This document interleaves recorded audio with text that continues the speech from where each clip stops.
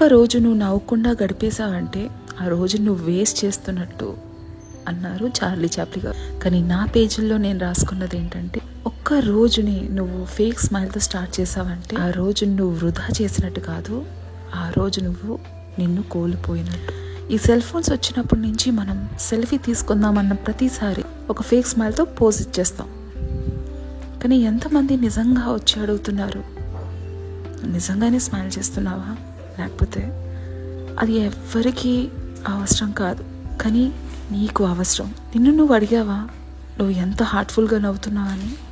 Women's day వచ్చింది, వెళ్ళిపోయింది, కానీ ఉమెన్గా నువ్వు ఫీల్ అయింది ఏంటి అని ఎవరు అడగరు. ఒక స్పెషల్ మామ్గా ఒక స్పెషల్ కిడ్నీ రేస్ చేసేటప్పుడు నువ్వు ఎలా ఫీల్ అవుతున్నావు అనేది చుట్టుపక్కల ఎవరు అడగరు. నిన్ను నువ్వు అడుగు, నువ్వు ఎలా ఫీల్ అవుతున్నావు అని. కష్టంగా ఉంటుంది తెలుసు, నేను కూడా ఆ జర్నీలో ఉన్నా, నేను కూడా ఫేస్ అయ్యా.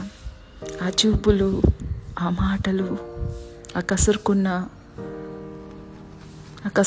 మాటలు, కొరుకున్న చెవులు. ఏ తల్లి కూడా తన బిడ్డకి కండిషన్ రావాలని ఎప్పుడూ కోరుకోదు, కానీ ప్రపంచం ఆ తల్లి మీదే ఏలెత్తి చూపించేస్తుంది. అంతా నీ వల్లే అని చెప్పి వేలెత్తి చూపించడం చాలా సులభం, కానీ ఎవ్వరు కూడా ఆ చేయి పట్టుకొని నీకు ఒక దారి చూపిస్తానని ముందుకు రారు. చూడు, కానీ వాళ్ళకి తెలియని బాధ ఏంటంటే, ఎంతకాని చూస్తున్నా కూడా నా పిల్లాడు నాకు అమ్మ అని పిలవట్లేదే, నాకు అమ్మ అని గుర్తించట్లేదే అని బాధ ఎవరికి తెలియదు. కానీ ఒక ఉమెన్గా, ఒక సాటి ఆడదానుగా నేను అక్కడ ఉన్న ప్రతి ఒక్క స్పెషల్ మామ్కి చెప్పాలనుకుంటుంది ఏంటంటే, ఒక ఉమెన్గా మనకున్న అదృష్టం ఏంటంటే, మన పిల్లలు మన కడుపులో ఉన్నప్పటి నుంచి మనల్ని వింటున్నారు. అంటే వాళ్ళకొక మొదటి మాట అండ్ మొదటి స్పర్శ అనేది మనమే. అంటే ఆ మొదటి స్థానం దేవుడు మనకి ఇచ్చాడండి. మనకన్నా బెస్ట్ థెరపిస్ట్ ఇంకెవ్వరూ ఉండరండి. సో ఎందుకు మీరు అంత ఆతృత పడుతున్నారు? పలుకుతారు, మిమ్మల్ని అమ్మ అని పిలుస్తారు. మిమ్మల్ని కాకపోతే ఇంకెవరినండి పిలిచేది? ఇవన్నీ ఇన్సెక్యూరిటీస్ మన మైండ్లో మనం పెట్టుకొని వాళ్ళ మీద వర్క్ చేయలేం, వాళ్ళ ఇంప్రూవ్మెంట్ చూడలేం. మార్పు అనేది ముందు మనలో రావాలి, మనం స్ట్రాంగ్ అవ్వాలి.